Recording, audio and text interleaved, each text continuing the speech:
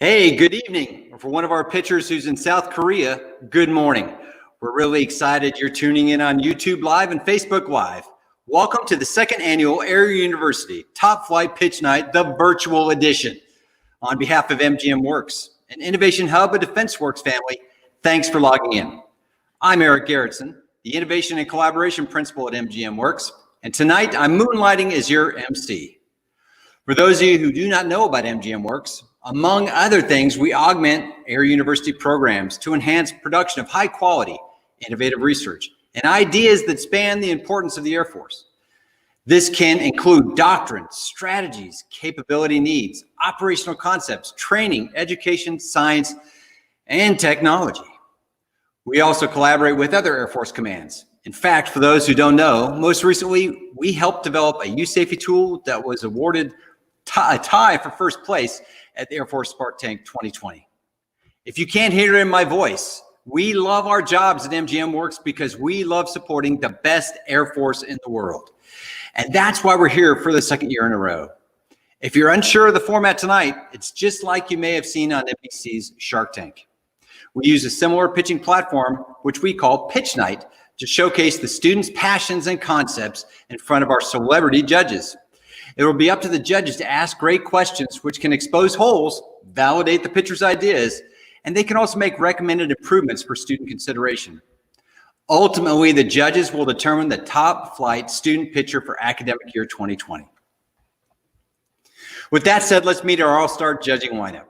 Leading off is Lieutenant General James Hecker, Air University Commander and President. He leads the Intellectual and Leadership Center of the United States Air Force, providing full spectrum education, research, and outreach at every level of professional military education. He knows how to fly, fight, and win. In fact, he's inflicted more havoc on the opposition than Nick Saban. Welcome, General Hecker. Welcome. Thanks for having me. You bet, sir. Second in the lineup is Lieutenant Colonel J.J. Snow. She serves as the Special Operations Command Innovation Officer and the J5 Donovan Group Future Plans and Strategy Deputy Director. In her current role, JJ serves as the government representative for technology outreach and engagement on behalf of the command and its 765 interagency action officers spanning 40 different government agencies. She supports senior government leadership and process innovation and planning for big government and the development of smart technology policy and advises senior government representatives on emerging technology. Wow, JJ.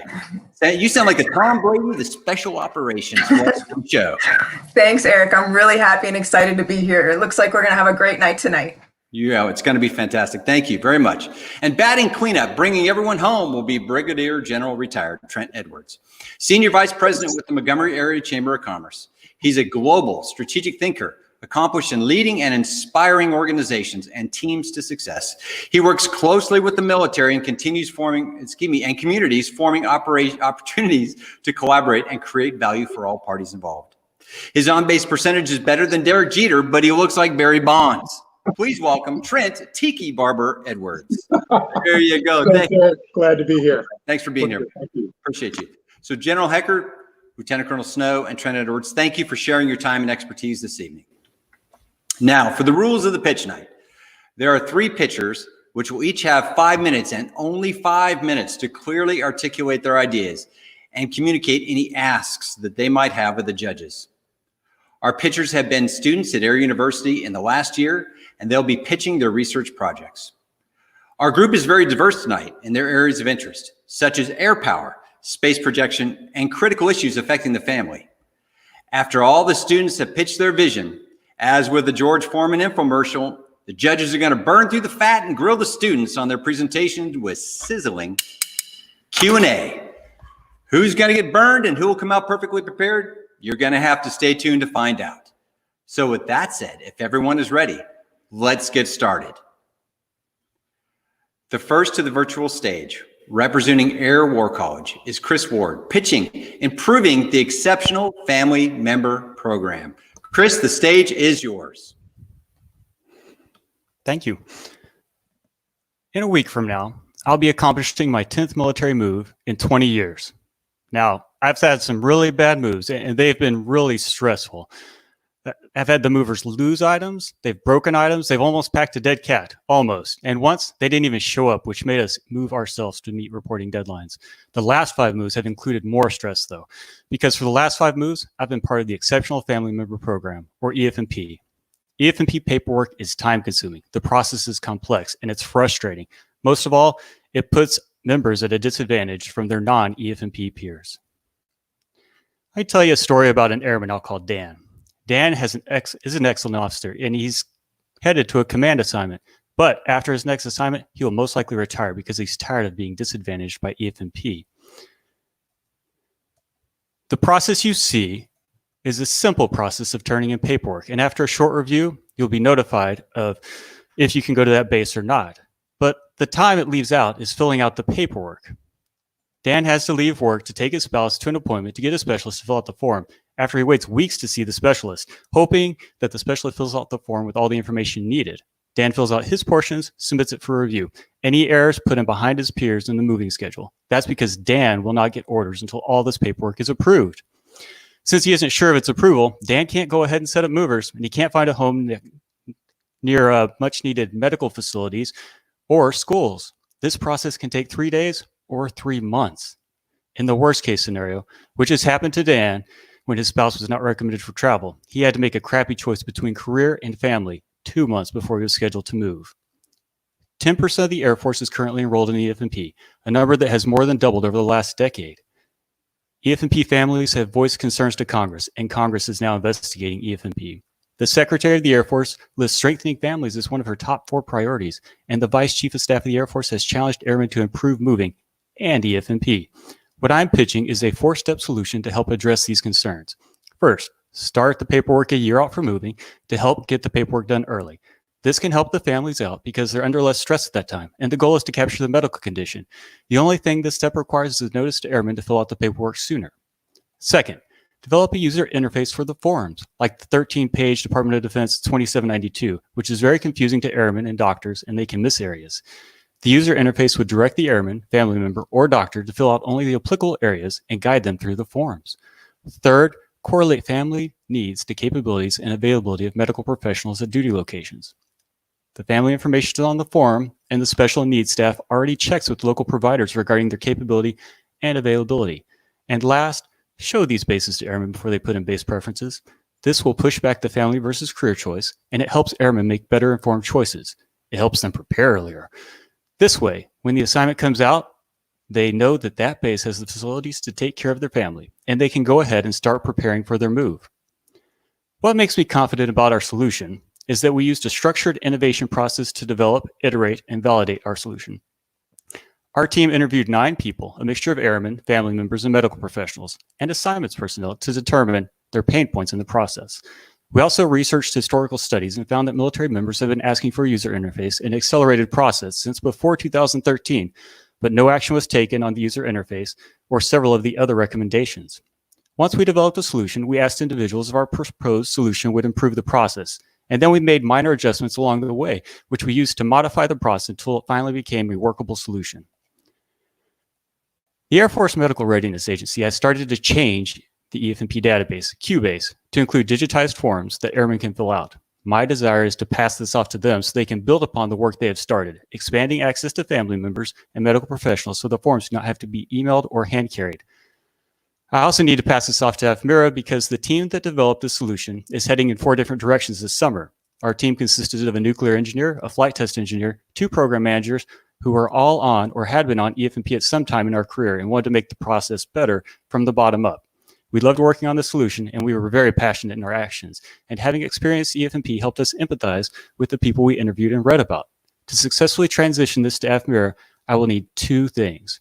First, advocacy from the Air Force Manpower Chief and Air Force Surgeon General to pursue and implement this beta test in the upcoming assignment cycle.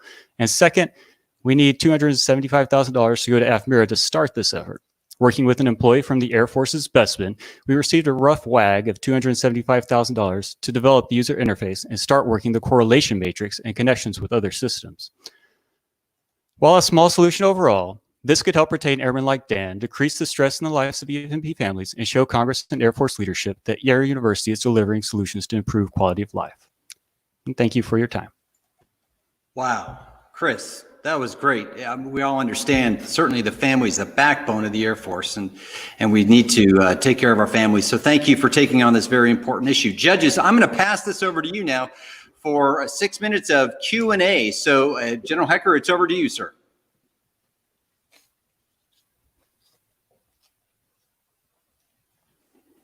Thanks, appreciate that. Well done, Chris. Couple questions for you. You said you talked to the Air Force Medical Readiness Agency, and that's the people that you'd want to hand this off to. Yes, sir. What did they say about that? Were they enthusiastic? Do they want to take it over, or is this just like another burden for them that you think it might die if it goes to them? I will talk with them actually tomorrow afternoon. I have an appointment scheduled to follow up. They had a lot of problems going on at the time when I was trying to work with them. They gave me some feedback on how I could improve the process I was working on. But overall, I haven't had tons of interaction with them. The first thing was make sure it's not discriminating against the airmen by making sure they still have the choice to go with or without family. That was the key thing that they wanted involved inside the process. Right now, they are changing the software, though, and that's why I wanted to take advantage of it. They have opened up Q-based software, and they have started to make it accessible to airmen, which it wasn't before. And they also put the digital forms on there, which they didn't have before. Unfortunately, though, it's CAC enabled, so only the airmen can get to it. So the forms are digital, but the airmen then have to print it out and then take it to the specialist and then scan it back in and stick it in the system. Did they mention, do they have funds available, or would you have to get the 275, from someone else to get allocated to them? I would have to get the 275 from someone else because the funds they have available are for just maintaining the Q base and doing the stuff that they have currently done. They're going to need additional funds to pursue the user interface. You mentioned that you interviewed several people. Some were, people just like you in the EF&P program. What was their reaction when you brought this up? Were they excited about potentially having something like this? Yes, sir.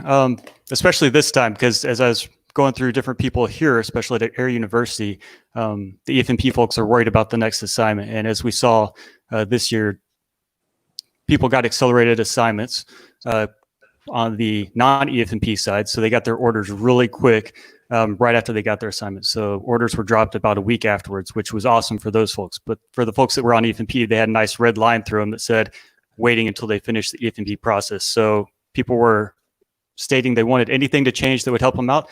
Especially this impacts overseas movers. So the overseas movers also have to go through the family relocation clearance process, which is also EF&P for them. And they were frustrated with the process and would have liked to have started it much earlier. Yeah, I've had, during my time in the Air Force, several horror stories about EF&P members going through exactly what you're talking about, where they're going overseas, they get an assignment only to find out that it's turned off at the last minute, and then they got to kind of start all over again. So, no, this is a very, very needed program. The big thing I want to do is make sure, if we start something here, that it gets followed through on. Obviously, Yes, you're going to go do another job, so we got to make sure we get the right people at the Air Force Medical Readiness Agency, inspired about it. And the way you do that is you get their boss inspired about it. So if we could talk with the Surgeon General, Lieutenant General Hogg, and get her support, I think that would help out along with BK Kelly, the A1. So Yes, sir. thanks, appreciate it. Yes, sir. Hey, Chris, Trent Edwards here. Hello, sir. Should I say Dan? So great job. This is about readiness and how the Air Force takes care of our military members and family. So just a couple questions for you. As you're looking at this issue right now, do you have any bases or community in particular that you think might be a better beta test than another? Typically for their beta tests, using it on a winter cycle for the pilot community seems to work best because in the wintertime, there aren't tons of movers, and limiting it to the pilot career field, you can usually manage it in between and figure out who needs to go where and find exceptions and stuff like that if necessary. Right now, that would be my ideal test community just because it's a smaller window and it's also a small community. Excellent. And do you think that community is overseas, or is that CONUS to start? I would like the CONUS. It could be CONUS and overseas because both will be going through EFMP process because EFMP impacts the CONUS and the family relocation will impact those that are OCONUS movers as well. Okay, great. What about stigma? You know, sometimes in my experience, there's been this stigma with folks identifying as EFMP for whatever reason they think it might adversely affect their career or their ability to move or do the job. Did you guys have any discussions about how to work through any stigma associated with that? Yes, sir.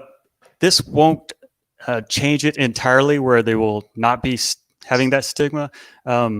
Hopefully it will help them know beforehand, though, so that they can see the bases that are available to them. But they can always choose to go without their family, so it's not going to discriminate against anybody. One of the things we also heard was that there was the reverse happened, and we're trying to also address that here by looking at the family members early will prevent people from using the system to get out of an assignment. Okay, good, thank you. And what about policy? As you were talking with the A1, did they have, you know, I thought you did a great job of laying out the 4 steps, right? Yes, any policy concerns from an A1 perspective between now and when we might try to beta test this that we need to work through? So Chris, I have to cut you off. Sorry, buddy. We've run out of time. So time is up. So JJ, I'm sorry about that. We're going to have to get you in first next time. So All right, deal. Thank you, Trent. Hey, those are really great questions, obviously. And again, taking care of the family, there's almost nothing more important. So Chris, thank you very much. And so we're going to go ahead and move you off stage, and we're going to go into pitch number 2. Next up is the School of Advanced Air and Space Studies student, Marcus Laird. And he'll be talking about what else when we talk about air and space studies, but space and his project, EWOC. Marcus, the table is yours.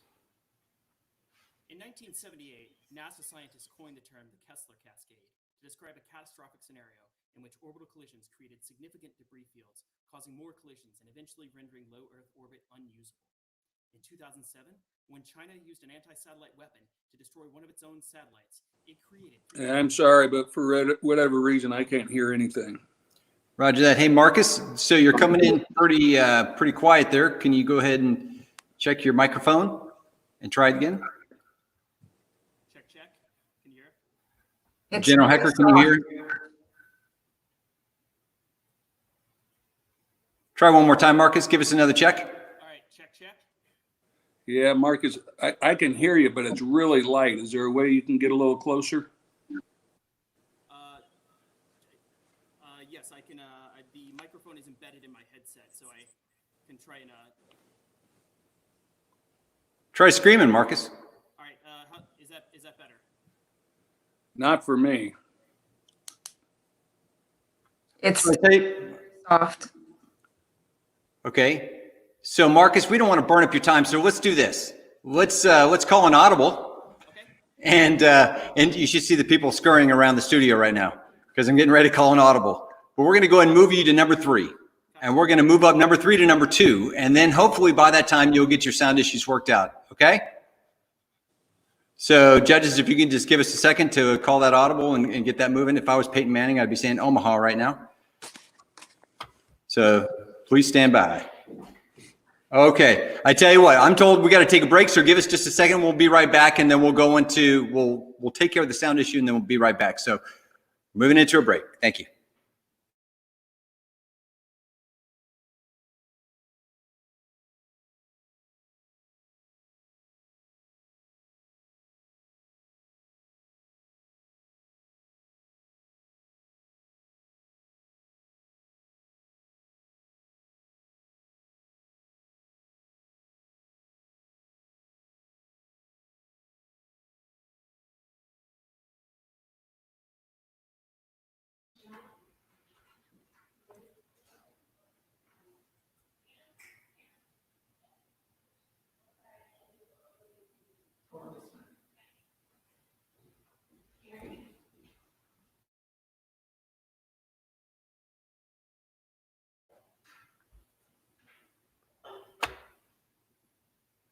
Okay, we're back. Thank you, judges, for working with us here, and thanks for everybody that's watching.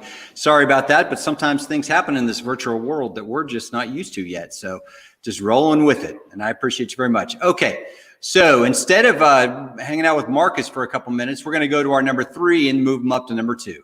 Our third pitch, but not our final pitch, representing Squadron Officer School from halfway around the world, is Wes Reed, and he's going to break us up by talking about The Rock. So all the way from Korea, Wes, it's all yours.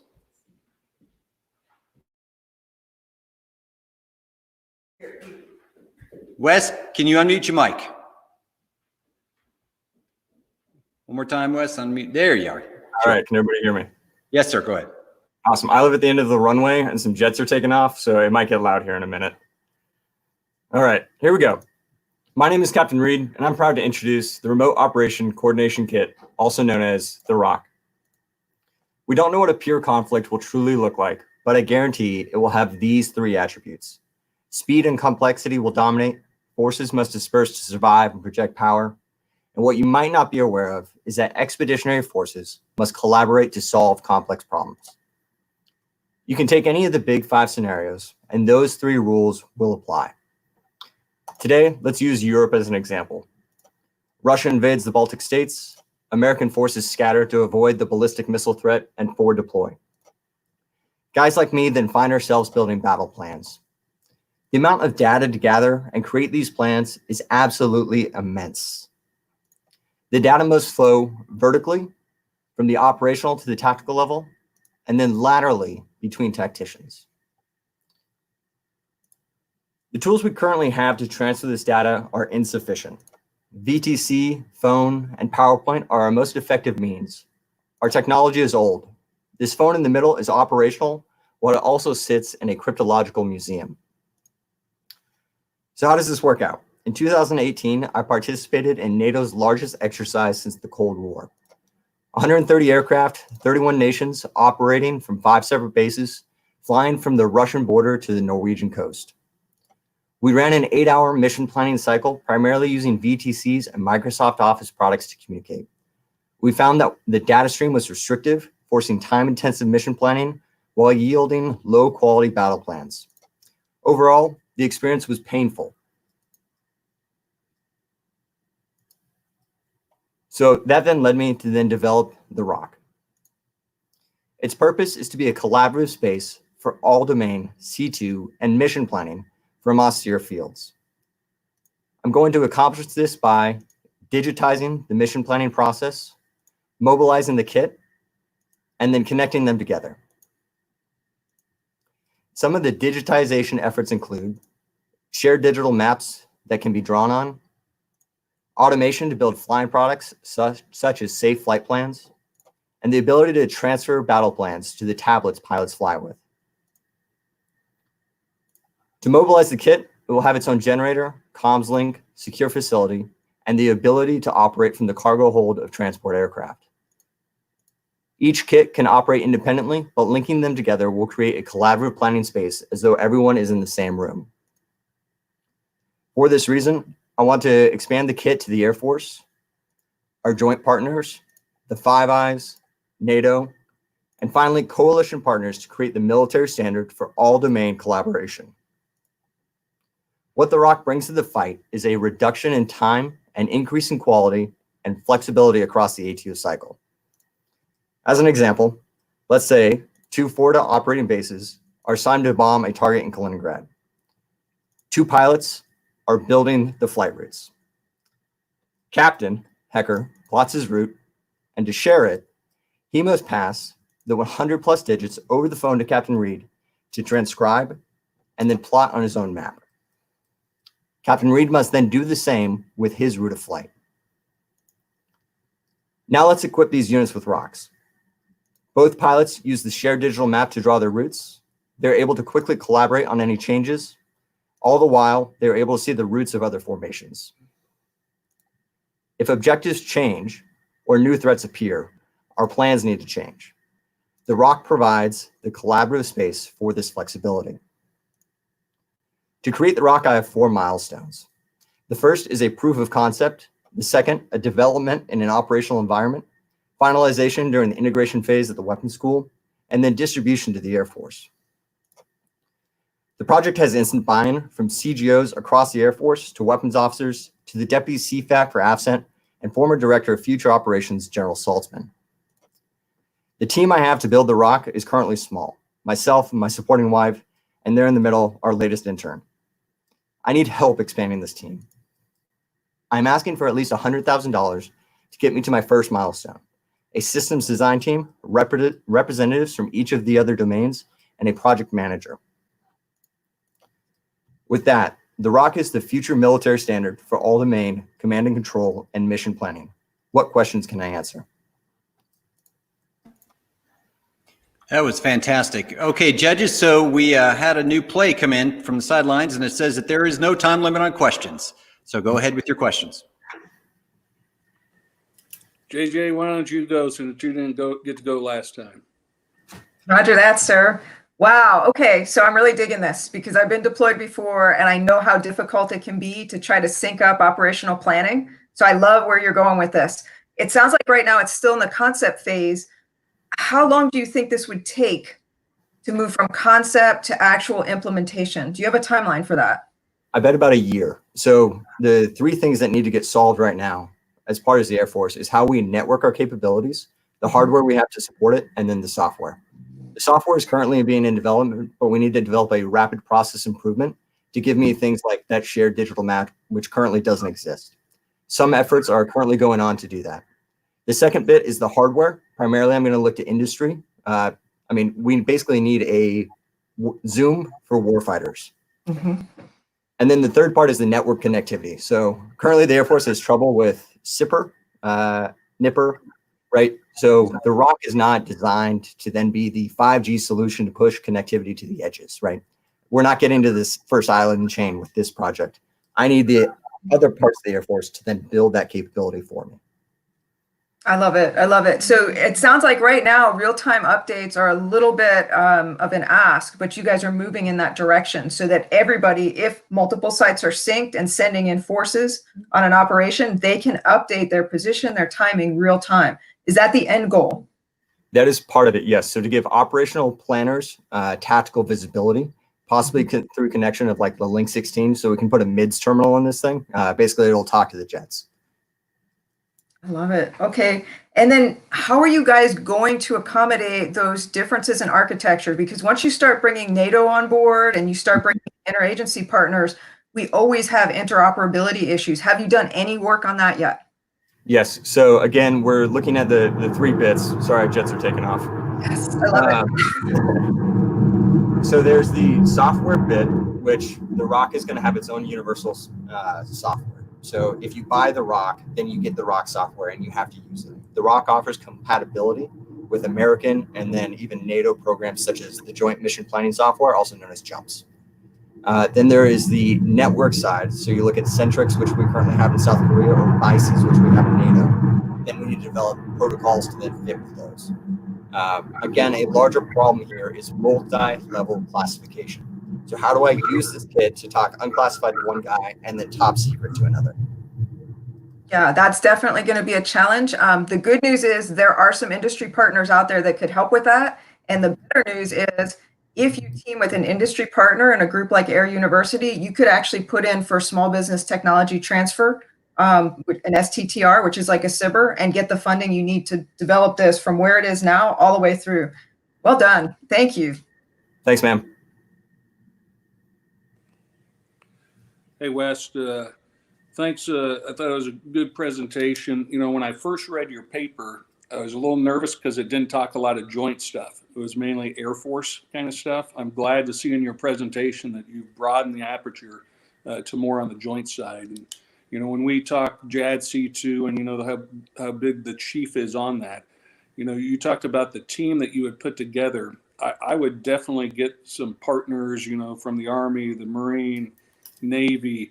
When you do some of your presentations on your showing the routes of flight and how you can do that real time, I would throw in some Army brigades and how they can kind of do the same thing, and you know, an Aegis cruiser somewhere and those kind of things to kind of help this be more of a joint kind of thing. Did you have you talked to AFWIC at all? Because they're working a lot of this. Are you aware what they are and what AFWIC does? Not particularly, sir. Yeah, so it's a kind of a pet project that General Goldfein kind of came up with, and led by it was a 2-star down there, and they're doing all this what used to be multi-domain command and control. Now we're talking joint domain command and control kind of stuff.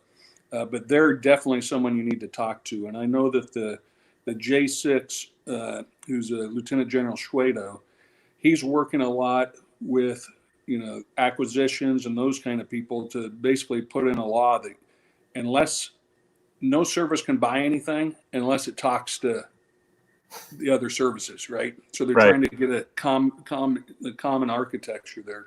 So anything you come up with, you got to make sure it has an open architecture. It doesn't have non-proprietary information, because otherwise you're dead in the water and you're not going to be able to hook up to anybody. So, yes, sir. Well done. Thanks. I'll turn it over to Trent. Brock, how you doing? Great job. Well done. Thanks, sir. I think you have an unfair advantage. Did you time that, the sound of freedom going over at just the right time? Right? Just brought chills to me. So well done. That was planned. Great job.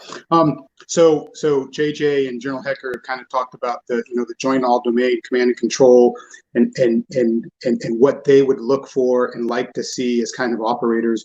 I'm just going to ask you a couple questions that I think are important from a funding perspective, because that's kind of my background. Then a collaboration perspective. So Bespin, AFWERX, MGMWERX, and then industry. They're like JJ Snow said, there are wonderful folks out there that can help you through this. Your best friend should be reaching out to someone that really understands cybersecurity.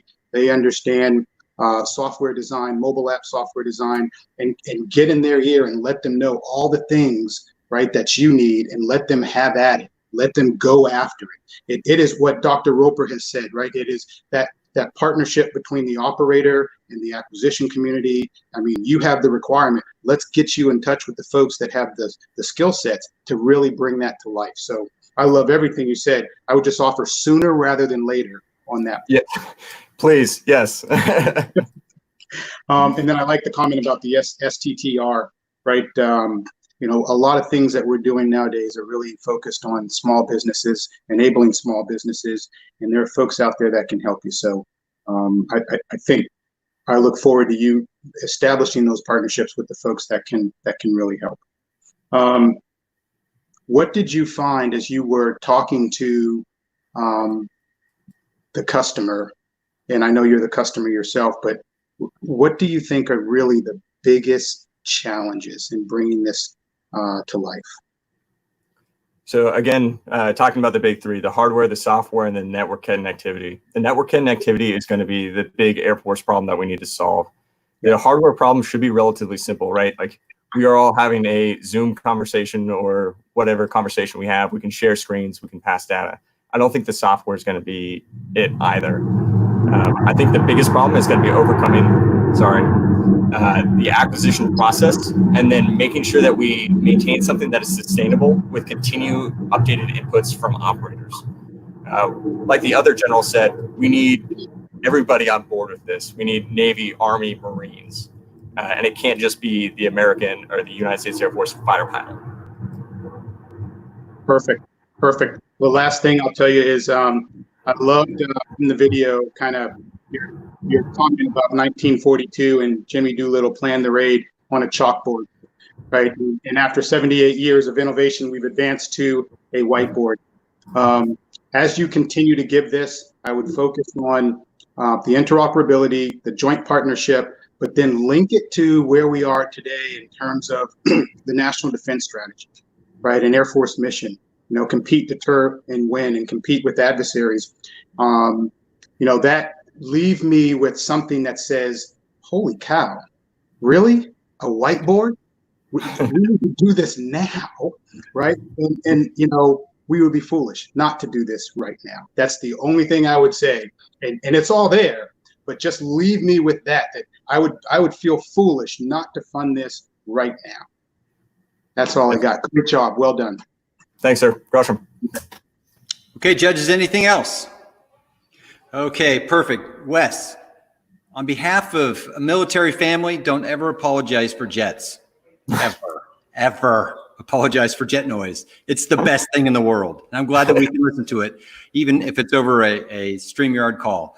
Okay, judges, so this is what we're going to do. Wes, thank you very much. We're going to go ahead and have to take another break so that we can get in Marcus and get his sound issues worked out. So it could be just a minute or two until we get Marcus on the line. So judges, if you just please stand by. Everybody else, take a break, run to the potty real quick, whatever you got to do. We'll be right back.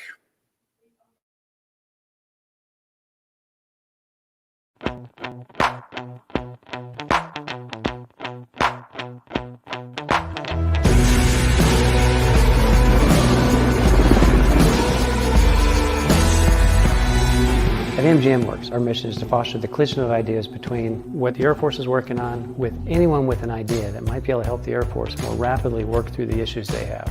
For this venue we have today, we're doing a showcase of technologies to help answer a particular Air Force issue. Today's technology showcase was great because we got to really see the art of the possible. We had 8 different vendors come to show us what they are capable of, which was fantastic. We didn't have any requirements built and we really needed to see what was possible. So what we're looking for is a virtual environment where we can teach them all the fundamentals of how an Air Operations Center works and let them experience it firsthand in a very immersive environment. Whatever the topic is, our mission in fostering that collision of ideas is to bring companies or individuals with the ideas and the technologies in to showcase them for the Air Force and other military customers.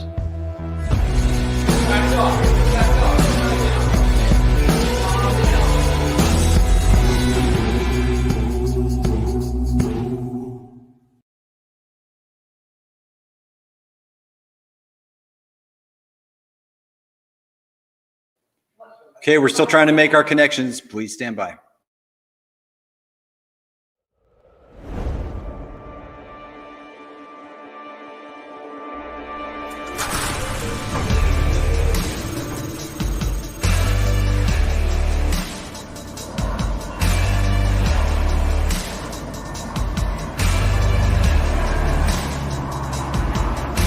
What I expect to achieve during this sprint is to collaborate with MGMWERX and Bespin and create a software that will give a team chief a streamlined checklist. Our team chiefs get tasked with navigating 4 or 5 PDFs at once in order to find 250 steps out of 850 that they see. These checklists are far too confusing, causing them to focus too much on sorting through the PDF checklist and not performing a safe and reliable load. During this sprint, what I expect to achieve is to bring a design, an idea to Spark Tank, and it provides us with the support and the funding that we need to get this smart checklist into the hands of our airmen that need it. If they can win funding there and greater sponsorship, that will drive the Air Force to bring it up in the priority list and bring the effectiveness of this checklist project to bear much quicker for the Air Force. MGMWERX gave us all the tools necessary to make this project possible. Our purpose in all of this is to make those connections, bring these folks together for the collaboration. They gave us the teams that we could collaborate and create a product that we were really happy with. This technology is going to give the team chief the ability to enter his input conditions, and it will produce a streamlined checklist with only the applicable steps for that particular load. And weapons load crews are going to load aircraft 36% faster. This benefits the overarching Air Force goals, which are to drive innovation, to cost effectively modernize, and ultimately to restore readiness in order to win any fight, anytime.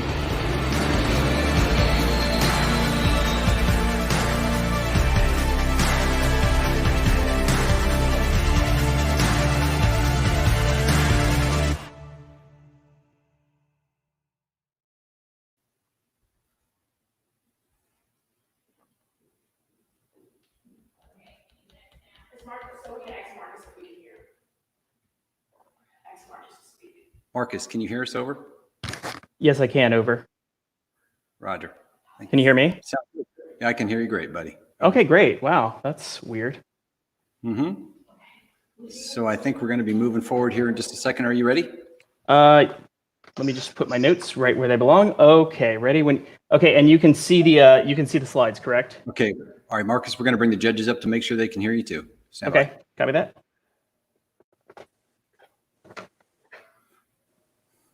Hey, judges, thanks for waiting. Appreciate you. All right, so Marcus is going to do a sound check. So starting with General Hecker after Marcus speaks. General Hecker, if you can give a thumbs up, thumbs down, that'd be great. Marcus, go ahead. Check, check. Okay, JJ, good. All right. Tiki Barber, good to go? Good. All right, good. Okay, so now we're now at pitch number 3, back to Marcus Laird, and he's from the School of Advanced Air and Space Studies, and he'll be talking about his project, EWOC. Okay, Marcus, it is yours. Let's go. Sorry, I didn't think my pitch would break the internet, but here we are. So in 1978, NASA scientists coined the term the Kessler Cascade to describe a catastrophic scenario in which orbital collisions created significant debris fields, causing more collisions and eventually rendering low Earth orbit unusable. In 2007, when China used an anti-satellite weapon to destroy one of its own satellites, it created 3,000 pieces of trackable debris, each traveling at 4 to 5 miles a second, fast enough to pose a danger to satellite missions. How do we know if one of our satellites has been hacked? And if they were, what could be the impact? Launching a satellite has become much cheaper, resulting in a larger market for spaceflight hardware from new players, including universities and startups. Since many of these satellites use the same hardware from a relatively small market, potential adversaries could exploit known cybersecurity vulnerabilities. A satellite's ground system does not require a space program to attack, since its components are terrestrial and networked. Triggering a deliberate orbital collision would be a worst-case scenario, but would be a significant technical challenge requiring an advanced space program. A more likely scenario would involve one of 4 actions: sending shutdown commands to a satellite, tampering with subsystems, stealing or corrupting payload data, or using the satellite's transponders to jam other satellites. The Air Force operates a series of both military and university research satellites for both Air Force Research Lab and the Space Test Program, using the Air Force Satellite Control Network, or AFSCN.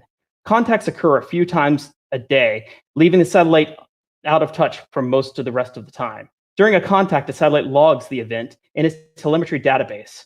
An attempt in contact from an antenna that is not part of the AFSCN would be logged along with the satellite's positional data. Since many of the satellites are affiliated with universities or laboratories that don't have the facilities that can process classified data, much of their data is completely unclassified and is usually stored in a standardized format. The Air Force has flown over 100 research missions since these data standards were established. How do we solve this problem? The Exo-Atmospheric Warfare Observation Kit, or EWOC for short, would take advantage of this standardized format and the large data set to determine when satellites have been contacted by an antenna outside the AFSCN. To do this, we need to develop an algorithm that could assess telemetry data to determine whether or not the satellite had the line of sight to an AFSCN site during a contact. This would indicate the possibility that the satellite had been contacted by an antenna not within the network. Based on consistently changing fields of view for each satellite, EWOC could also be able to provide an ellipse on the surface of the Earth, showing a very large area from which the antenna transmitted during a contact. Over time, multiple ellipses from several different contact attempts could narrow down a potential antenna locations. This data could then be fused with all-source intelligence from the intelligence community to develop more concrete attribution. EWOC has a competitive advantage because it can be developed rapidly in an unclassified environment with a small team. In-house development allows for developing customized outputs for end users in both the space operations and intelligence communities. I've already discussed the possibility of developing EWOC as a tool with Bespin here in Montgomery, and the developers think it's feasible. Working with an Air Force Agile software development initiative such as Bespin would provide a rapid, low-cost solution. Since EWOC could have utility on systems of higher classification level, owning the data rights to the source code would help expedite the authority to operate process. Using unclassified data will also enable the ability to work with academia, providing an additional security tool to mission partners. To field this capability within a 6-month timeline, we would need to have legacy mission data from at least 2 satellites within 30 days to give the team workable data. We would begin developing the algorithm immediately, with the goal of demonstrating a proof of concept within the first 3 months against the initial test data. With a larger data set from our partners, we would run EWOC on as much legacy data as possible to produce a final report within 6 months. To develop EWOC, we need 3 distinct skill sets: orbital mechanics, satellite command and control engineering, and software development. Bespin's location provides an ideal opportunity to partner with local universities. There are 4 universities within a 3-hour drive with long aerospace engineering programs. Building EWOC here would help to develop more qualified space professionals working at the nexus of space operations and cybersecurity. Given the labor costs for each of these disciplines based on a 6-month development schedule, the total labor and travel costs will be approximately $500,000. In conclusion, help me, MGMWERX. You're my only hope. Are there any questions? Okay. Wow, Marcus, first of all, if I can give you 1,000 bonus points for flexibility, I would, but I can't, so it doesn't matter. But anyway, great job on that. Now back over to the judges. Judges, it's all yours to ask questions. Yeah, Marcus, thanks. Appreciate that, and appreciate your perseverance struggling through and getting the sound to work. Hey, are you using sensors that are already on the satellites to be able to determine if they, basically got some EM or EW in their way, headed their way? General, it would not be using the sensors themselves. It would be repurposing the transponders on the satellites to assess their telemetry and command databases, telemetry tracking and command databases on board. So once those databases have been downloaded, we can use it as a forensic tool to look at whether or not the satellite has been illicitly accessed. Okay, I'm just not smart enough on this area, but so there's an antenna on the ground, right, that sends a signal up there that tries to illicitly access the satellite.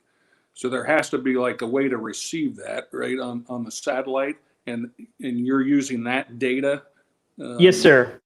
So when the satellite receives a hit from a transponder on the ground, then we know the satellite's position on orbit. And if the satellite's position on orbit is not such that it would be within the AFSCN's field of view, such as on the slide, any of those areas not covered by green.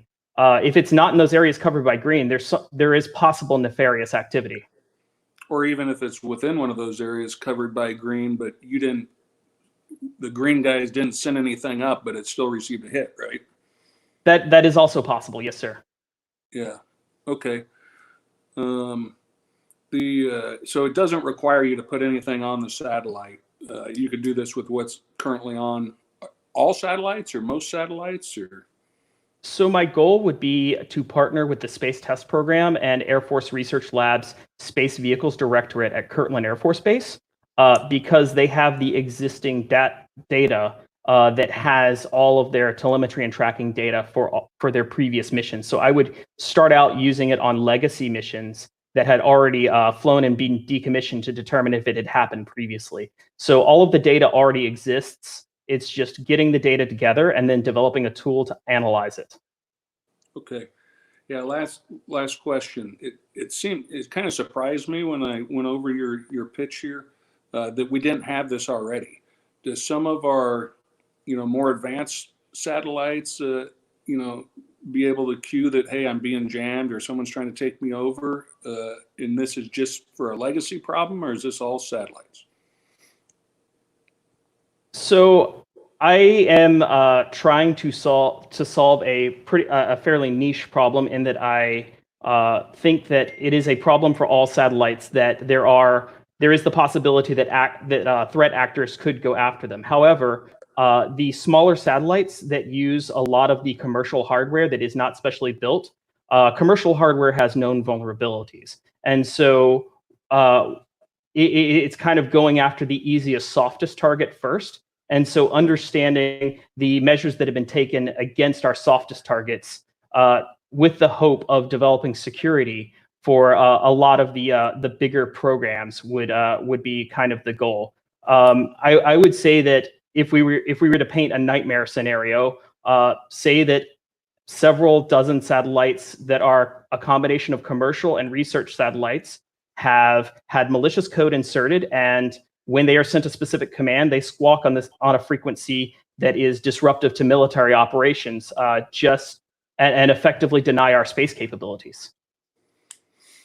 Okay, great. Thanks. Appreciate it. Hey, Marcus, Trent Edwards here. Great job, and likewise appreciate your persistence. Boy, you certainly know what you're talking about, and I can hear your passion kind of coming through. I thought you did an exceptional job of laying out a sense of urgency right from the start. You then talked about classification levels, and we know that we have some concerns with those. So as you were talking and I was thinking about questions, you just started knocking them down one at a time, to include the issue on data rights ownership. I love that you talked about Bespin, and it was very clear you went the extra mile to kind of look at opportunities in the local area to partner and be very clear on what that partnership looks like and cost factors for that partnership. So again, great job. First question, ground station updates. Do you anticipate any investments in ground stations to help make this a reality? So I think this would be separate from a ground station, in that this would be more of a quantify the threat. So I think how this would feed into the process is that once if there are threat actors that are doing this, once we understood and characterize the threat appropriately, then I would use that to feed the information to Wright-Patterson Air Force Base, where we have a couple of different squadrons that are affiliated with NASIC that do intelligence support to acquisitions, so that we can get out in front of the problem for future satellites. There is the ability on the satellite to do patching. So if in theory I found that let's just use the example in the PowerPoint, that there were a threat antenna at that location, then I could work with the developers for each satellite and have that as kind of a blackout location where, okay, if I'm in this area, I will not accept contact. So it's like screening one's calls, if you will. Okay, good. I actually understood that. What about Space Force perspective? So have you reached out to them? Any thoughts from Space Force?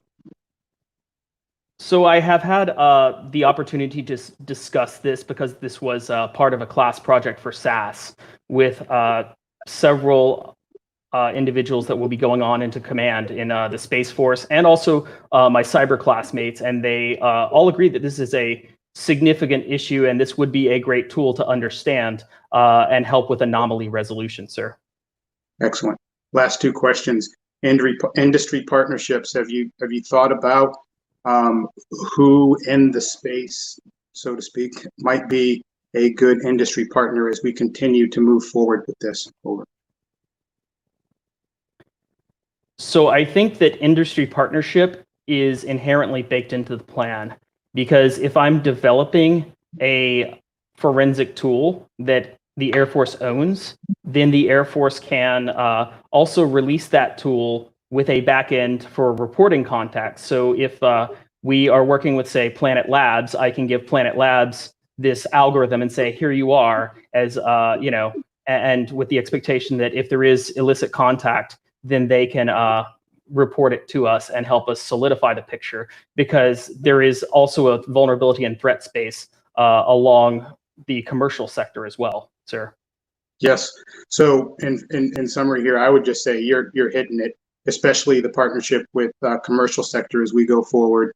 The part that the Air Force owns it, as you continue to pitch this, two things. One, how this ties into space as a warfighting domain, very, very important kind of verbiage. But then more importantly, that the Air Force owns it, right? So from a comptroller perspective, we spend all kinds of money all year doing this all over the place. So we might do this hundreds of times. So we're spending the money, but we don't own it. So a very key point going forward is we own it, and then we don't have to pay for it again. And that gives us even more flexibility and more opportunity to continue to iterate in the future at a lower cost than paying someone else who owns it. So great job, Marcus. Thank you very much. Marcus, wow. Okay, so you see me nodding a lot because I'm super excited about what you briefed. This is actually something that we had started to look at with a group of ethical hackers down at SoftWorks, when we realized that several Navy decommissioned satellites were being used by people in the favelas as a free messaging service in a party line. And so they had reverse engineered a number of the satellite TV antennas, and we're doing that. So the question then came up is exactly the one you're asking. Are malicious actors leveraging other devices to access our satellites and potentially test them out to either put programs on board to control them at a later point, or like get into our systems and see how we're using them, how they're networked, set something there that sits silently for a while? This is a really, really big concern. So I'm super excited. One of the things that we had looked at was teaming up with both the ethical hackers, Defense Digital Services, and then Flashpoint or Ursa Space, because they're both working with ethical hackers and they're looking at the cyber aspects as well as the space aspects, and how do we report that back, not just to the US, but also to our allied partners as well. So I love the framework you've got. You said this could be done in about 6 months. Is that correct? Yes, ma'am. That would be 6 months after funding. Yes. Okay. And the funding, since you're already affiliated with several universities, I would definitely say look at teaming up with an industry partner or two and look at that STTR program that opens up in September. It would likely fund everything that you would need to take it from that concept on up. And I would be more than happy to get you in touch with some of the awesome ethical hackers we worked with that have data in that area that can start moving you guys forward fast. Very well done. This is a big deal, and this is something we definitely need to be concerned about and addressing. Thanks so much. Really great job. May the force be with you. And also with you, ma'am. That was awesome. Okay, good job. So that finishes our 3, but I tell you what we're going to do, judges. We're going to step back to Chris again, and we're going to give JJ an opportunity to ask a question to Chris or 2, whatever you would like to do. And sorry about that, but I just feel that it's the right thing to do for Chris. So Chris, we're bringing you back on stage. We're giving JJ an opportunity to talk to you. So Chris, can you hear us? I can hear you. Roger that. JJ, it's all yours.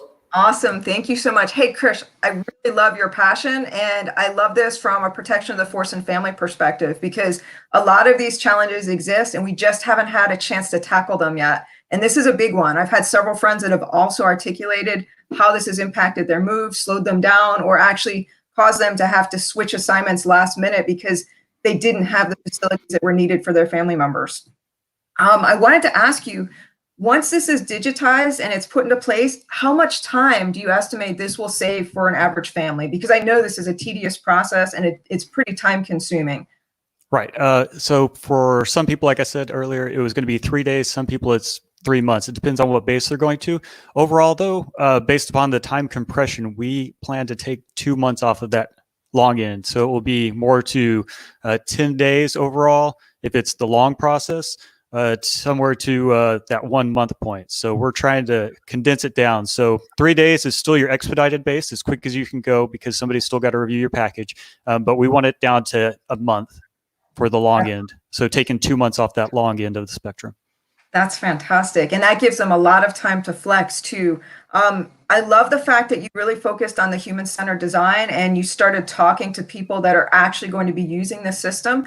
As you begin to roll this out from a beta testing perspective, how do you intend to include other families and make sure that you're getting their feedback? It's intuitive for them. They're giving good feedback on the user interface and the design.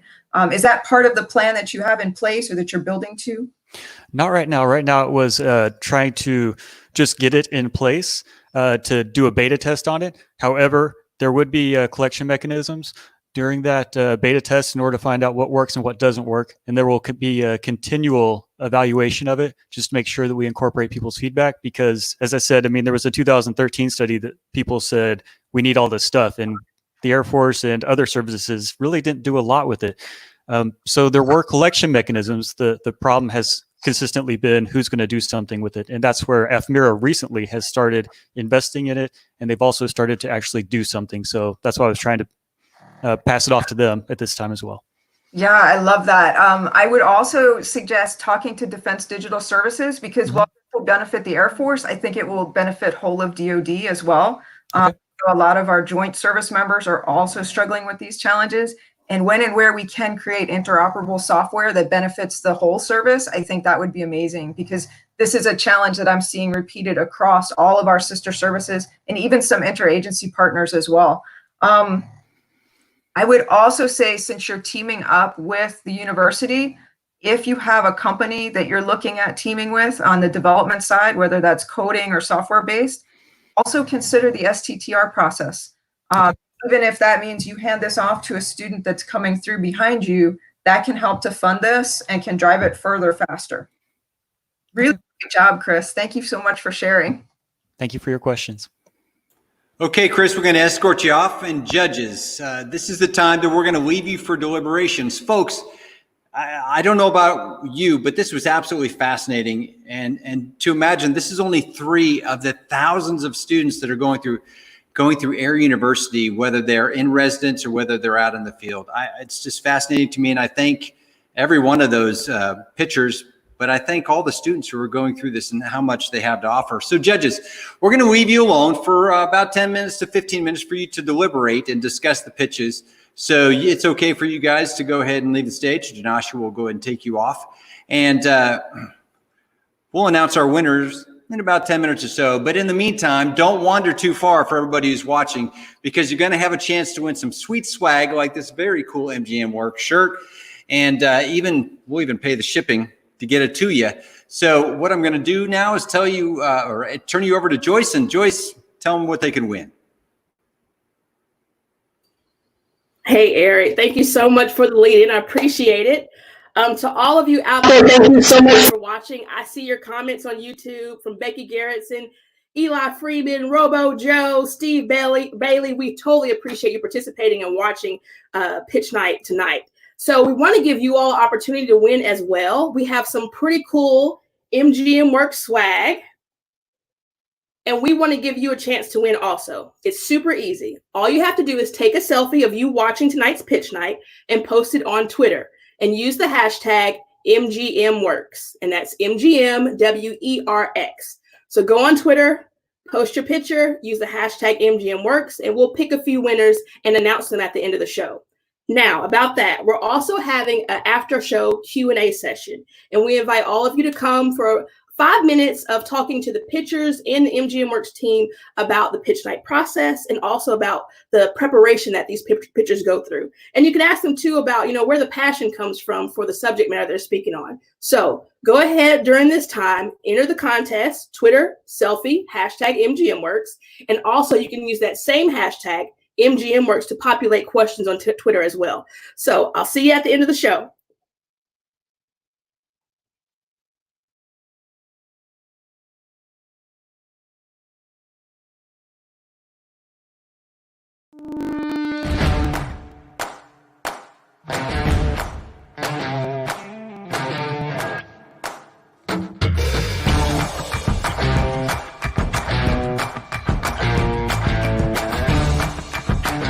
Thank you for being out here tonight.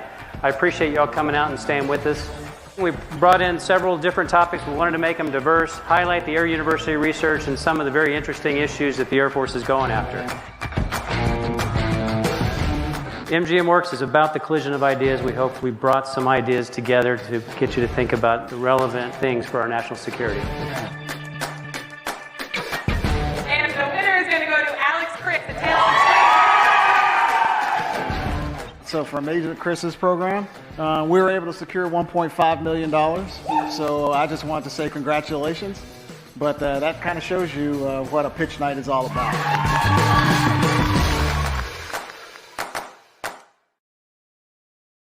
MGMWERX is located in Montgomery because Air University is here, and it's vital to have these two organizations linked together to make sure that we bring every innovation that there is, and we find it wherever it is, and bring it to the Air Force. We need to be innovative, and I think that word means something different to every commander. The senior leader, 3-star general, says, this is what I want you to work on. And we don't come up with the ideas, we just help coach the students through that design thinking methodology. We have found that it's very useful to get them out of the classroom and off base to try to kind of unleash their creative juices and do some creative collaboration. You're stepping into a civilian environment which allows you an opportunity to think a little bit differently and take away some of those traditional structures of the Air Force and the military.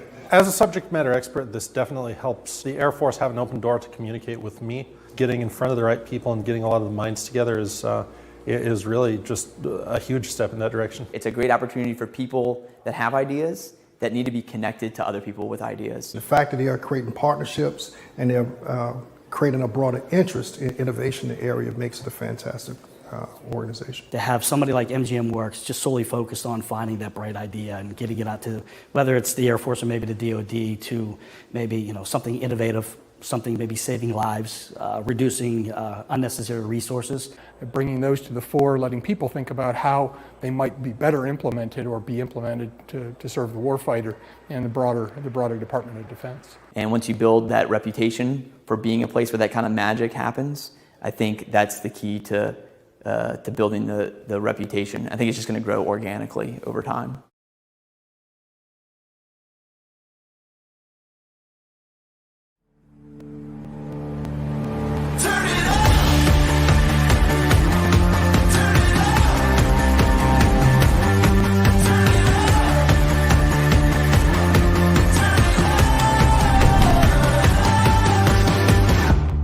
At MGMWERX, our mission is to foster the collision of ideas between what the Air Force is working on and with any source of ideas from outside the gate. And this coding sprint is about just that. It's designed to deliver a list of the different events that are going on inside the local area to ensure that the military members are aware of all the activities that they can participate in and the things available for them inside the local community. The scope of the project was centered around deriving information from a variety of local websites and exposing it to an Air Force application that'll both benefit the users that are reaching the system to find out about these events, as well as the local businesses that are hosting these events. The team's been able to accomplish that in the course of this event.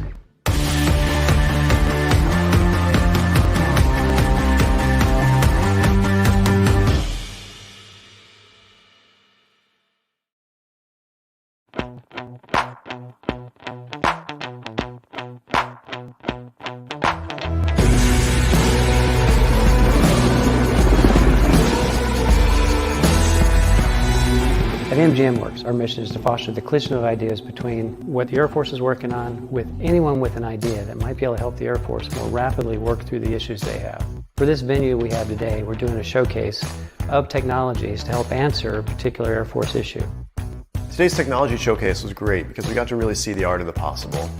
We had 8 different vendors come to show us what they are capable of, which was fantastic. We didn't have any requirements built and we really needed to see what was possible.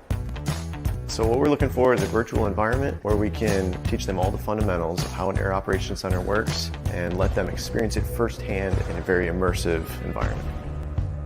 Whatever the topic is, our mission in fostering that collision of ideas is to bring companies or individuals with the ideas and the technologies in to showcase them for the Air Force and other military customers.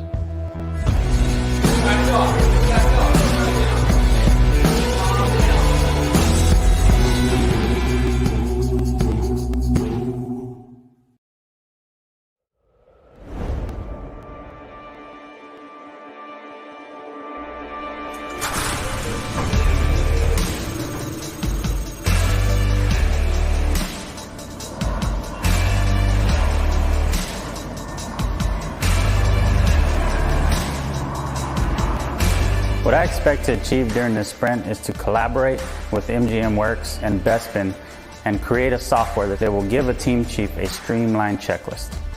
Our team chiefs get tasked with navigating 4 or 5 PDFs at once in order to find 250 steps out of 850 that they see. These checklists are far too confusing, causing them to focus too much on sorting through the PDF checklist and not performing a safe and reliable load. During this sprint, what I expect to achieve is to bring a design, an idea to Spark Tank, and it provides us with the support and the funding that we need to get this smart checklist into the hands of our airmen that need it. If they can win funding there and greater sponsorship, that will drive the Air Force to bring it up in the priority list and bring the effectiveness of this checklist project to bear much quicker for the Air Force. MGMWERX gave us all the tools necessary to make this project possible.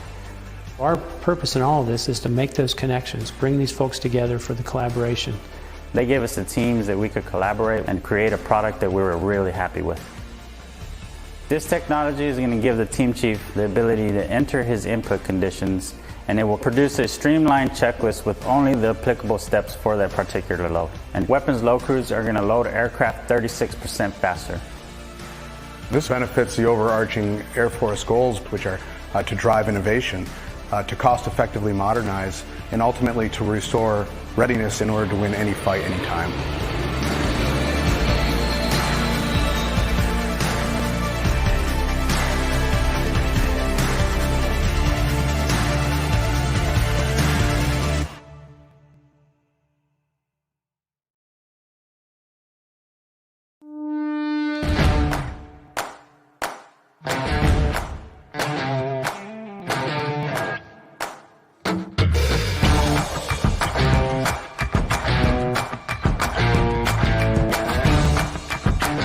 Thank you for being out here tonight. I appreciate y'all coming out and staying with us. We brought in several different topics. We wanted to make them diverse, highlight the Air University research and some of the very interesting issues that the Air Force is going after. MGMWERX is about the collision of ideas. We hope we brought some ideas together to get you to think about the relevant things for our national security.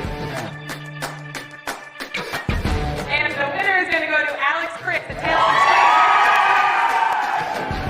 So from Agent Chris's program, we were able to secure $1.5 million.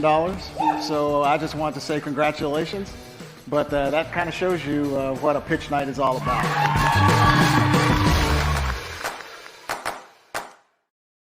MGMWERX is located in Montgomery because Air University is here, and it's vital to have these two organizations linked together to make sure that we bring every innovation that there is, and we find it wherever it is, and bring it to the Air Force. We need to be innovative, and I think that word means something different to every commander. The senior leader, 3-star general, says, this is what I want you to work on. And we don't come up with the ideas, we just help coach the students through that design thinking methodology. We have found that it's very useful to get them out of the classroom and off base to try to kind of unleash their creative juices and do some creative collaboration. You're stepping into a civilian environment which allows you an opportunity to think a little bit differently and take away some of those traditional structures of the Air Force and the military. As a subject matter expert, this definitely helps the Air Force have an open door to communicate with me. Getting in front of the right people and getting a lot of the minds together is really just a huge step in that direction. It's a great opportunity for people that have ideas that need to be connected to other people with ideas. The fact that they are creating partnerships and they're creating a broader interest in innovation in the area makes it a fantastic organization. To have somebody like MGMWERX just solely focused on finding that bright idea and getting it out to, whether it's the Air Force or maybe the DoD, to maybe something innovative, something maybe saving lives, reducing unnecessary resources. Bringing those to the fore, letting people think about how they might be better implemented or be implemented to serve the warfighter and the broader Department of Defense. And once you build that reputation for being a place where that kind of magic happens, I think that's the key to building the reputation. I think it's just going to grow organically over time.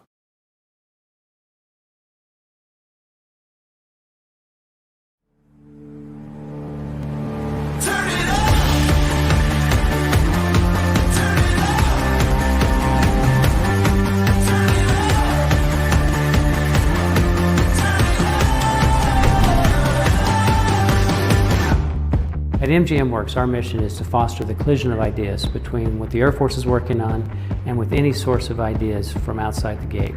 And this coding sprint is about just that. It's designed to deliver a list of the different events that are going on inside the local area to ensure that the military members are aware of all the activities that they can participate in and the things available for them inside the local community. The scope of the project was centered around deriving information from a variety of local websites and exposing it to an Air Force application that'll both benefit the users that are reaching the system to find out about these events, as well as the local businesses that are hosting these events. The team's been able to accomplish that in the course of this event.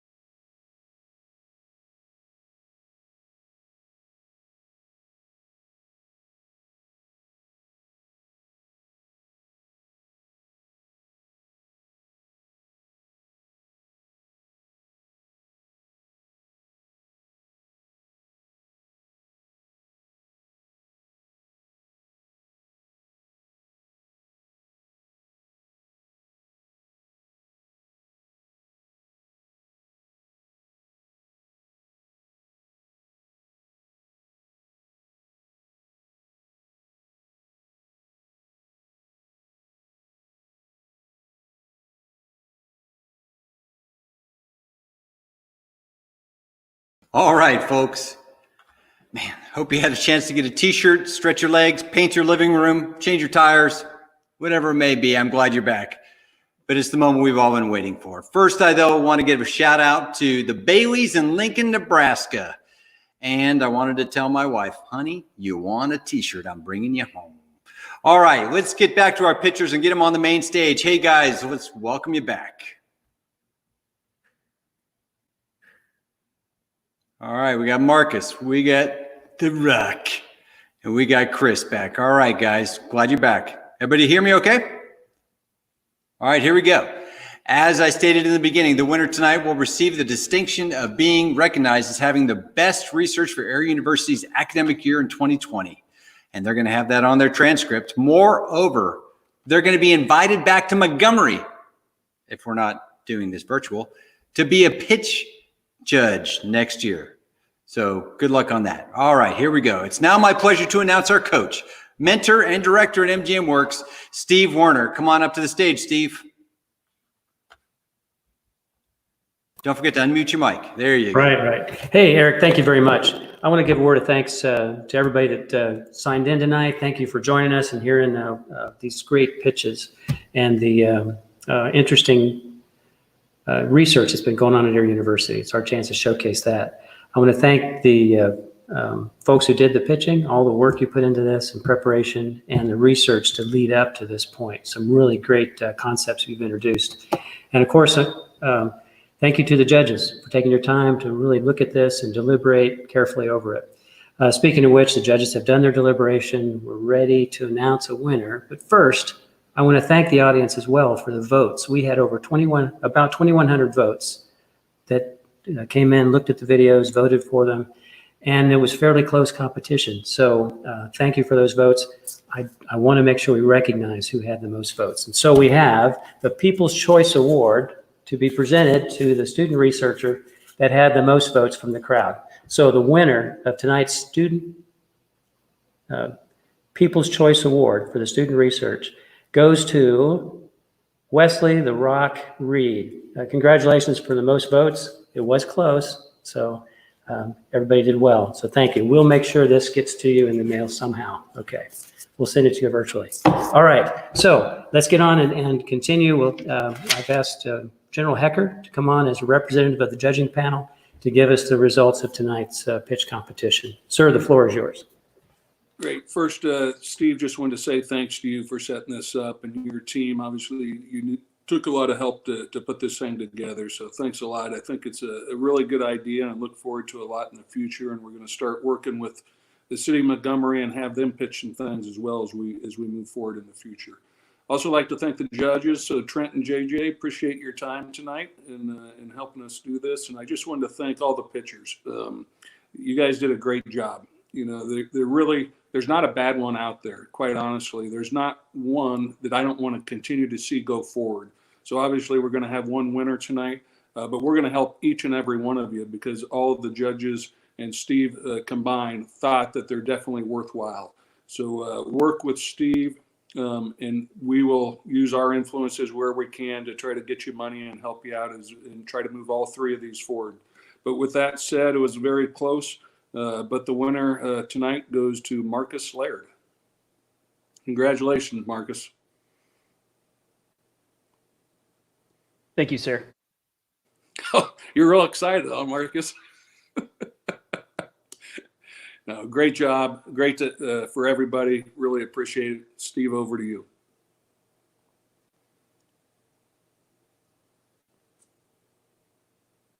Gotta figure out where the mouse is. Okay, so we're unmuted. General, thank you. And again, thanks to the judges for that. I would be remiss also if I didn't mention the MGMWERX staff put a lot of time and effort to work the virtual side. It turns out it's a whole lot easier to do this in person. When you do it virtually, there's a lot of issues to sort out. So the MGMWERX team did an outstanding work, and then in partnership with the help we've gotten from around the city, it's great. So thank you very much. Now, hope you had a good time tonight. We're having an after show Q&A for those that want to hang on. If you stay on board, we can hook you up, and if you ask questions, we'll have the pitch competitors here to answer questions, or anybody on the MGMWERX staff. Remember, MGMWERX is here to hook you up with new and fresh ideas from unusual or non-traditional locations to help solve those problems for our national defense. So we're here for you. Please engage with us. All right, have a great evening. Good night, everybody.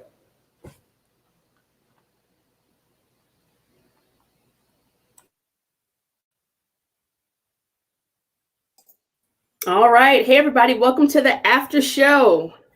First of all, thank you to all the pitchers. You did an absolutely wonderful job. I know it was pressure and hard and a little nerve-wracking, but you all did great. So during this time, first of all, I just want to go ahead and announce the winners of our giveaway. Eric already shared one of our winners. His wife, Becky, absolutely got a shirt. Rob Reed is a winner.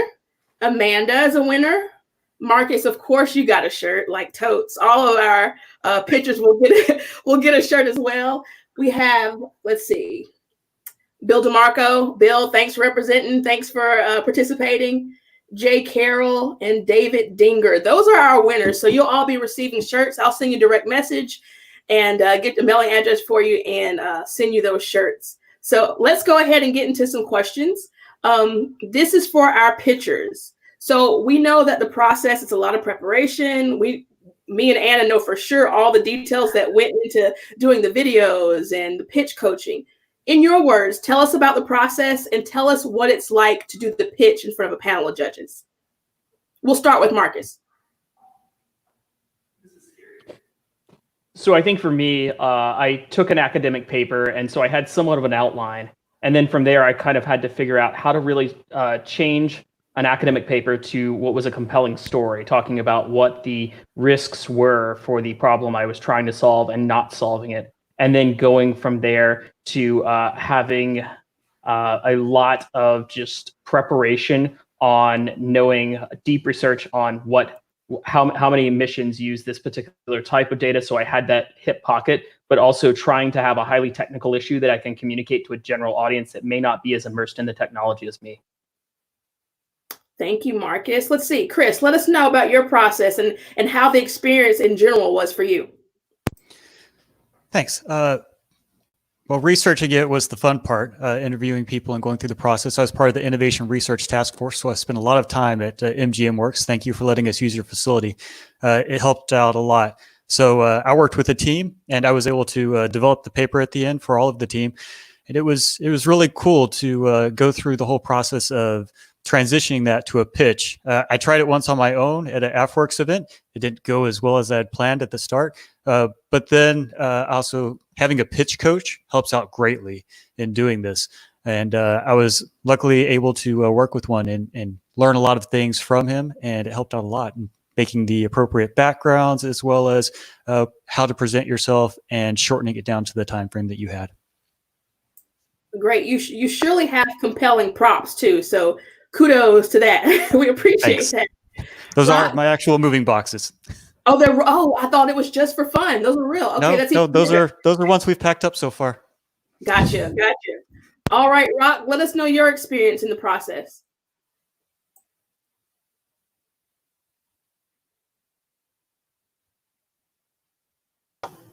There it is. It was relatively straightforward. So I'd already done the research through Squadron Officer School and then just built the research over the past 6 months or so. It really then was taking the paper and, like Marcus said, turning it into a translatable concept that other people are going to understand. Gotcha. Okay, we have one more question. Let's see. Again, all of you pick very interesting topics. So, Chris, I think we for sure know yours, but you're welcome to answer this question as well. Where did the passion or where does the connection personally come from for each of the subject matter that you decided to pitch on tonight? And we'll start with Rock on this one. Straightforward. I want to win wars. That's really where it comes from. We don't have the tools that we need to sustain operations in a highly dynamic, contested environment. And there isn't another effort to then really make those available. So there's a huge tactical gap that needs to get filled. All right, Marcus, we'll hear from you next. So a lot of the idea for this started a couple of years ago. I had set up a mentoring session for one of my airmen who was majoring in mechanical engineering and wanted to work in space. And I'm an alumnus of the space test program and worked there a couple of years ago. And so I worked with a couple of my friends that are still engineers there, Sabrina and Sam, and they both sat down with us and kind of walked us through this. And they started talking about, here are some ideas where research could happen, kind of the intersection of space and cyber. And so then I started going through and looking at the operational consequences of this and figuring out how to solve the problem and how to operationalize it. And Chris, we want to give you the opportunity to add as well. You did share in your pitch, but if there's anything else you want to share about the passion about what you pitched on, please feel free to share. Mine is dealing with people I've led, as well as me being inside the program and the people that I worked with. It was something we sat down at a coffee shop, a local one in Montgomery, and we sat around there. We're like, what should we talk about? And we came up with different technical solutions. And then we were all like, what really frustrates us? And it was all the same process came up as one of our top three. So we decided to go with that. And being passionate about it really makes you work harder at it, as our other pitchers have said. So. All right. We have reached our 5-minute mark for our after show. I want to say thank you to all of you for participating in this after show. We're going to wrap things up. Audience, again, thank you so much for watching Top Flight Pitch Night. If you can get more involved with MGMWERX, follow us on Twitter, follow us on Instagram, follow us on Facebook, follow us on LinkedIn, visit our website, www.mgmwerx.org. At the website, you can also join our email list. We'd love to keep you in contact with our challenges, our events, and everything that's going on here. So thank you all for tuning in, and we'll see you later. All right. Thank you, Joyce.